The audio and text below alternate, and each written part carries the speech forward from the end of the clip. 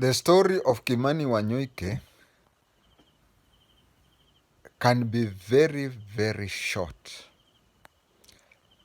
but he has left an indelible mark in Kenya's history. By this I say, there are some people you can talk about him in 2 minutes, but you'll discover that whatever you talk about him, he has made changes to our country. Other than others, you can talk for 2 hours, but if you look at any changes that the person has done, you'll find very little. Kimani Wanyoike, when Jomo Kenyatta died, he was the Secretary General of Kenya Civil Servants Union. Very few people can remember seeing Kimani Wanyoike without a bow tie. He liked bow ties. And I think even when he entered parliament, he had to request to be allowed to use a bow tie. He is among the first people who collided with Daniel Toroitich arap Moi. Immediately, Daniel Toroitich arap Moi became the president of Kenya. Why am I saying so? For reasons that we may never know. Among the first things that President Moi did after taking over the reins of power was to ban the Kenya Civil Servants Workers Union, whose General Secretary was Kimani Wanyoike. I remember I was still in school then, but I remember Moi wondering out loudly that he doesn't see the need for the civil servants to have a trade union. Kenya Civil Servants Union was part of the COTU, Central Organization of Trade Unions. So he said that he saw no need of having civil servants in that trade union. And he said, imagine a permanent secretary, nowadays they are called principal secretary.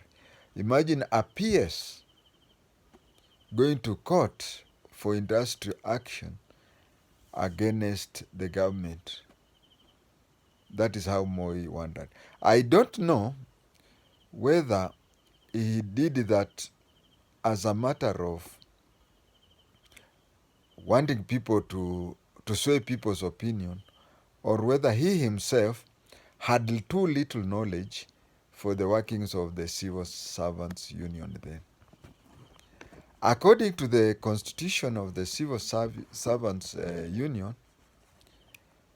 it was meant for civil servants who did not belong to essential services. Essential services, I mean police, medical, and so on. It also said that civil servants who are in the super scale, those who are in the super scale, were not eligible to join the civil servants trade union. And super scale, if I remember very well, it was the district commissioners job group. That was job group M.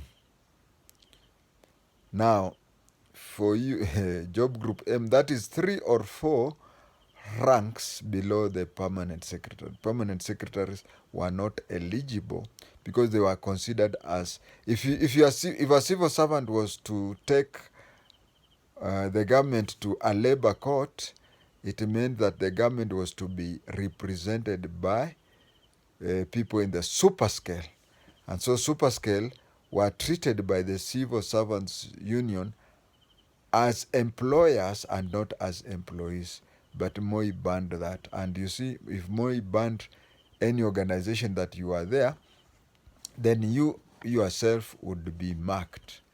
He lied low, and since those days there was only one political party that you could join, he joined political. He had to join KANU and go into politics, where he was elected as the MP for South Kinangop in Nyandarua district. He served that place, and when multipartyism came, he joined Ford on the level on the wing that was headed by Matiba, which initially had been known as Ford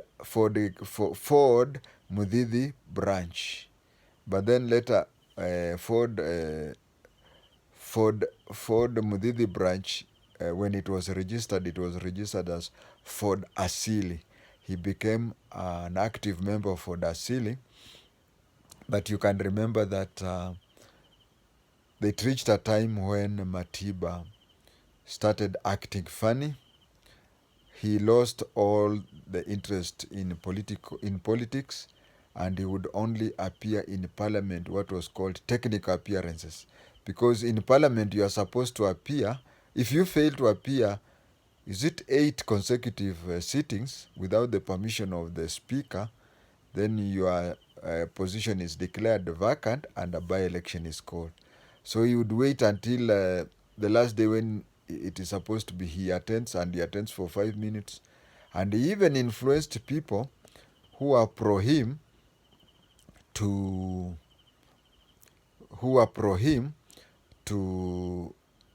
to lose interest in politics. And when Kimani Wanyoike noticed that, he went and formed a third arm of Ford, which was called Ford People. Many people associate Ford People with Simeon Nyachai. The founder of Ford People was